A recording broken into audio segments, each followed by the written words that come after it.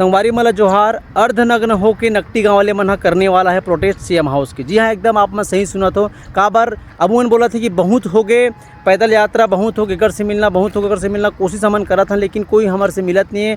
उमन एकर से बोला थे काबर कि अभी भी उमन हम महा पैदल यात्रा के उमन आह्वान कर रही से, यज्ञ कर रही से, लेकिन उनकर आह्वान भी यहाँ कंप्लीट नहीं हुई से। उमन ला राजभवन से पहले ही उमन रोक दिगी से, बहुत ज़्यादा झूमा झट्टी हुई से नकटी गाँव वाले मन और पुलिस मन से।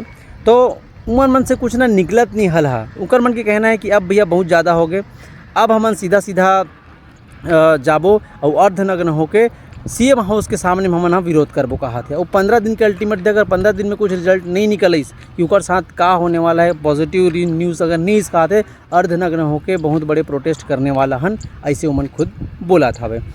तब मैं हाँ बोलता हूँ पूरा जनता जो देखा वीडियो में लते मन सब बोला थेगा कि कुछ ना कुछ तो हल निकले, कुछ तो न्यूज़ दे, कोई नेता तो बोला है उनके ऊपर कि का होने वाला है नकटी गांव के।